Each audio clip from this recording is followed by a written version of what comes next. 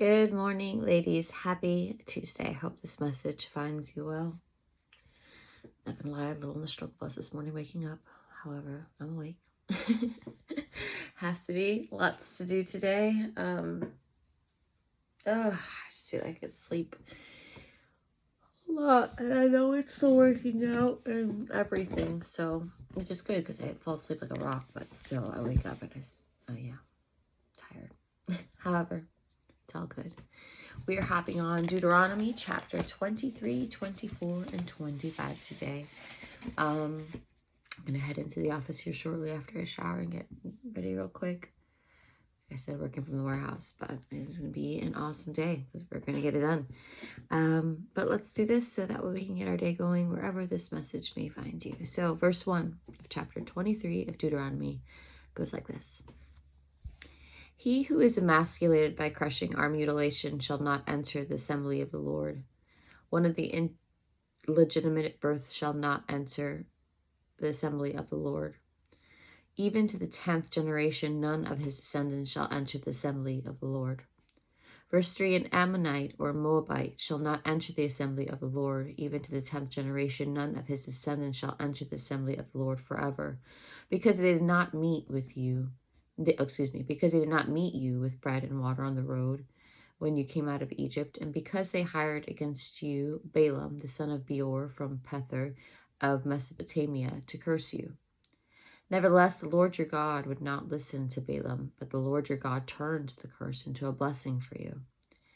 Because the Lord your God loves you, you shall not seek their peace nor their prosperity all your days forever. Verse 7, you shall not abhor an Edomite, for he is your brother. You shall not abhor an Egyptian, because you were an alien in his land.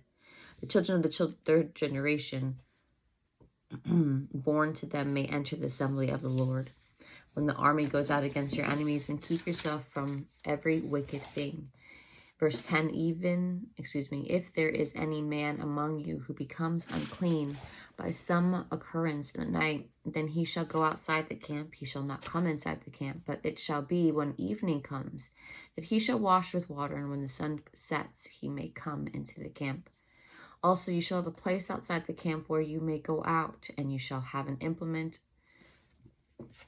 As you can see, my brain is not functioning, but it's going to function. Verse 12, also you shall have a place outside the camp where you may go out, and you shall have an implement among your equipment. Yeah, that's exactly what it said. And when you sit down outside, you shall dig with it and turn and cover your refuse. For the Lord your God walks in the midst of your camp to deliver you and give your enemies over to you. Therefore your camp shall be holy, that he may see no unclean thing among you and turn away from you. Verse 15, you shall not give back to his master the slave who has escaped from his master to you.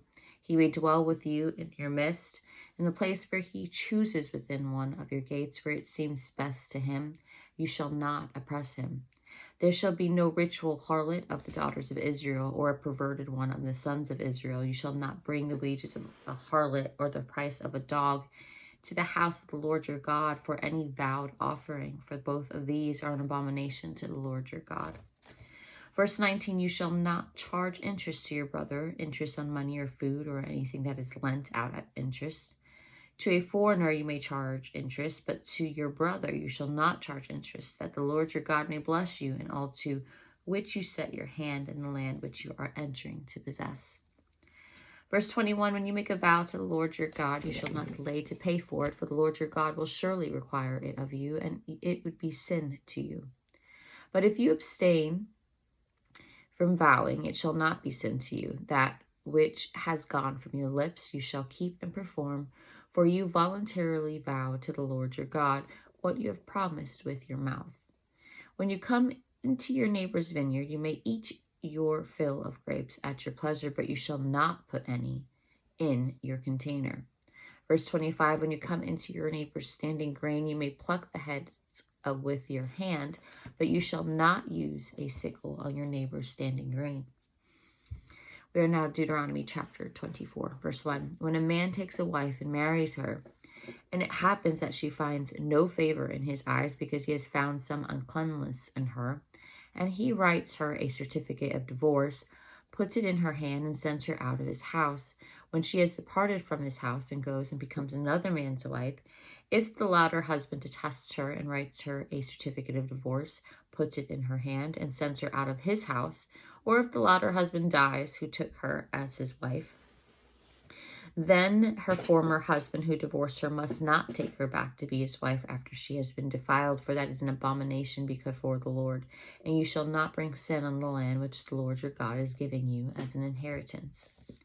Verse 5, when a man has taken a new wife, shall not go to war or be charged with any business. He shall be free at home 1 year and bring happiness to his wife whom he has taken.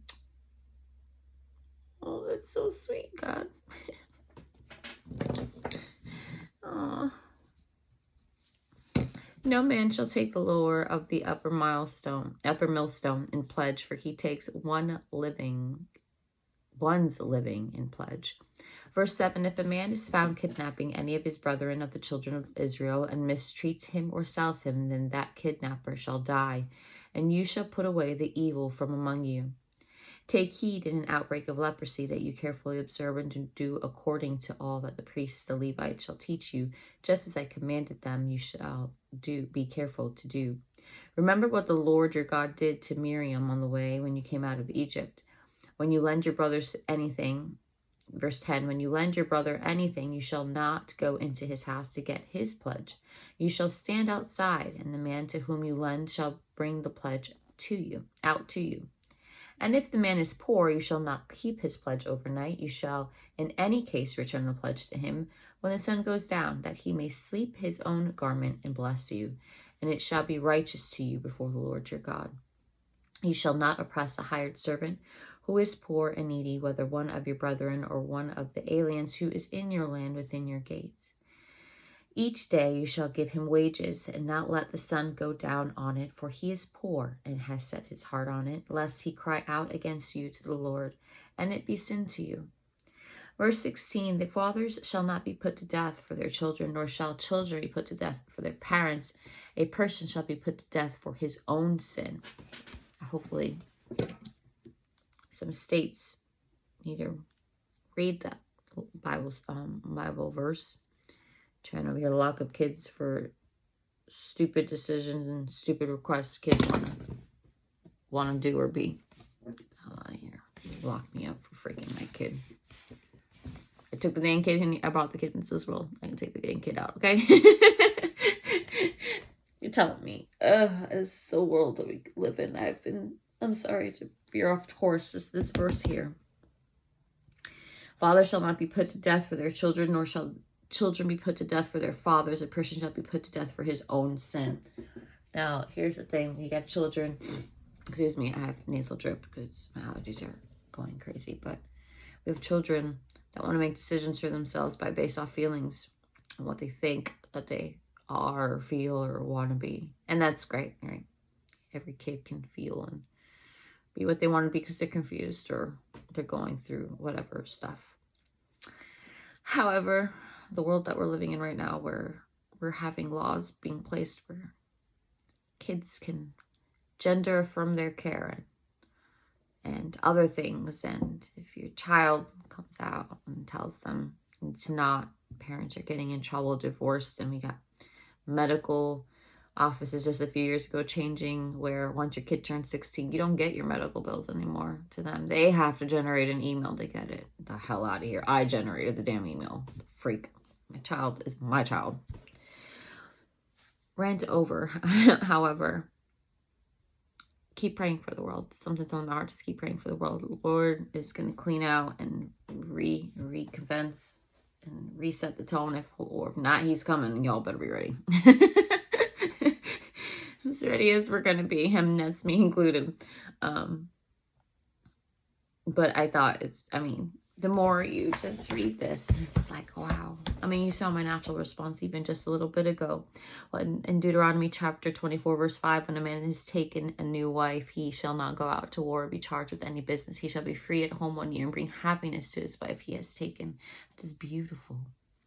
That's beautiful. That's beautiful. God still wanted beauty between that. And that's just beautiful. I don't know. Anyhow. Back at it. Deuteronomy chapter 24, verse 17 is where we're back at. You shall not pervert justice to the stranger or the fatherless, nor take a widow's garment as a pledge. But you shall remember that you were a slave in Egypt, and the Lord your God redeemed you from there. Therefore I command you to do this thing. When you reap your harvest in your field and forget a sheaf in the field, you shall not go back to get it. It shall be for the stranger, the fatherless, and the widow, that the Lord your God may bless you in all the work of your hands. When you beat your olive trees, you shall not go over the boughs again. It shall be for the stranger, the fatherless, and the widow. When you gather the grapes of your vineyard, you shall not glean it afterward. It shall be for the stranger and the fatherless and the widow. And you shall remember that you were a slave in the land of Egypt. Therefore I command you to do this thing. We are in Deuteronomy chapter 25, verse 1. If there is a dispute between men and they come to court, that the judges may judge them, and that they justify the righteous and condemn the wicked. Then it shall be, if the wicked man deserves to be beaten, that the judge will cause him to lie down and be beaten in his presence, according to his guilt, with a certain number of blows. Verse 3, 40 blows he may give him, and no more, lest he should exceed this and beat him with any blows above these, and your brother be humiliated in your sight. You shall not muzzle an ox while it treads out the grain. If the brothers dwell together and one of them dies and has no son, the widow of the dead man shall not be married to a stranger outside of the family. Her husband's brother shall go into her, take her as his wife, and perform the duty of a husband's brother to her. And it shall be that the firstborn son, when she bears, will succeed to the name of his dead brother, that his name may not be blotted out of Israel. Verse 7, but if the man does not want to take his brother's wife, then let his brother's wife go up to the gate to the elders and say, my husband's brother refuses to raise up a name to his brother in Israel. He will not perform the duty of my husband's brother. Then the elders of his city shall call him and speak to him. But if he stands firm and says, I do not want to take her, then his brother's wife shall come to him in the presence of the elders, remove his sandal from his foot, spit in his face, and answer and say, so shall it be done to the man who will not build up his brother's house. Verse 10, and his name shall be called in Israel, the house of who had his sandal removed. Verse 11, if two men fight together, and the wife of one draws near to rescue her husband from the hand of one attacking him, and puts out her hand and seizes him by the genitals, then you shall cut off her hand, your eyes shall not pity her. Verse 13, you shall not have in your bag differing weights, a heavy and a light. You shall not have in your house differing measures, a large, a small. You shall have a perfect and just weight, a perfect and just measure, that your days may be lengthened in the land which the Lord is giving you. Verse 16, for all who do such things, all who have behaved unrighteously, are an abomination to the Lord your God. Remember what Amalek did to you on the way as you were coming out of Egypt, how he met you on the way and attacked your rear ranks, all the stragglers at your rear, when you were tired and weary, and he did not fear God.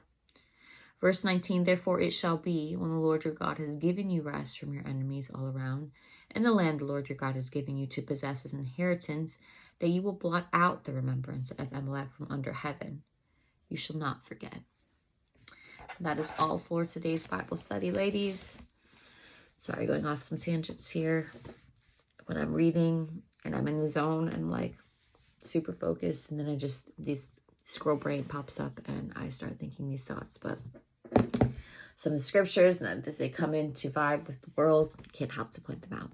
However, let's have an awesome day. Oh, pray for me. I gotta get moving. I gotta wake up because I have a lot of stuff to do, including working in the warehouse. But we can do all things, right? We can do all things. Let's have an awesome day. Stay blessed.